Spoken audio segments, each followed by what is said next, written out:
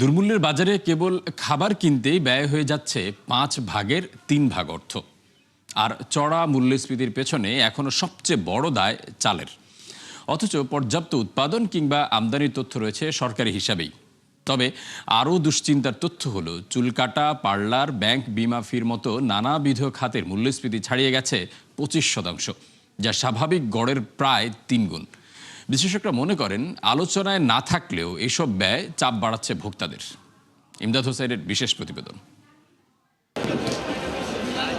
জিনিসপত্রের চড়া দাম ভোগাচ্ছে 4 বছর ধরে।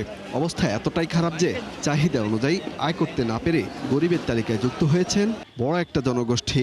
সবশেষ ইউনূস সরকার বাজার নিয়ন্ত্রণের চেষ্টা করলেও তাতে লাভ হয়নি খুব একটা। ফলে ফেব্রুয়ারি শেষেও মূল্যস্ফীতি এখনও 9%-এর উপরে।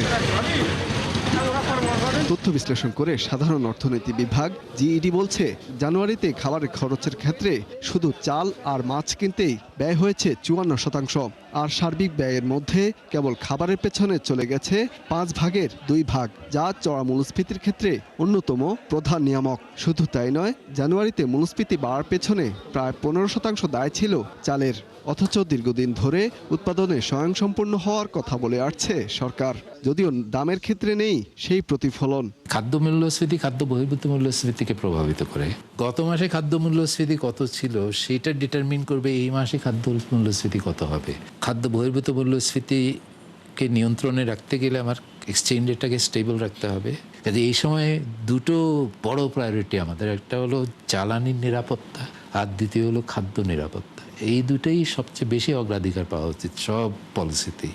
অন্যান্য যেই পণ্যের মূল্যস্ফীতিটা আছে এইটার যদিও মানে ভরটা কম, গুরুত্বটা কম মোট মূল্যস্ফীতিতে, কিন্তু এটার নিয়ন্ত্রণ করতে হলে সার্বিক মূল্যস্ফীতি নিয়ন্ত্রণের বিষয়টা গুরুত্বপূর্ণ।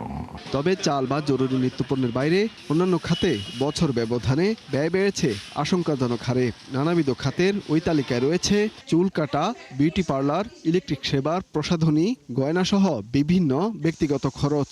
বৃদ্ধাশ্রম, ব্যাংক ও বিমা খাতের বিভিন্ন চার্জের হিসাবও আছে সেই তালিকায়, যাতে বছর ব্যবধানে মূল্যস্ফীতির রেকর্ড 25%। এই হার স্বাভাবিক গড়ের প্রায় 3 গুণ। এবার খুব বেশি লাভ আমরা করতে পারিনি সত্যি কথা বলতে, কারণ প্রোডাক্ট দেখা যায় কি যে আমি হয়তো বা 10,000 টাকা সেল করলাম, হয়তো বা 15,000 টাকার প্রোডাক্ট কিনতে হলো আমার।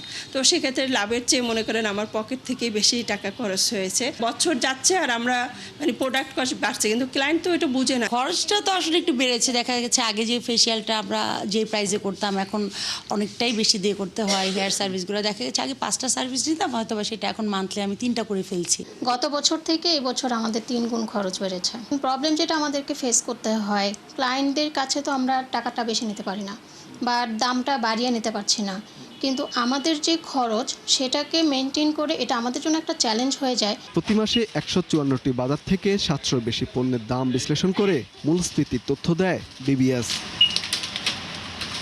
ইমদাদ হোসেন, 71, ঢাকা।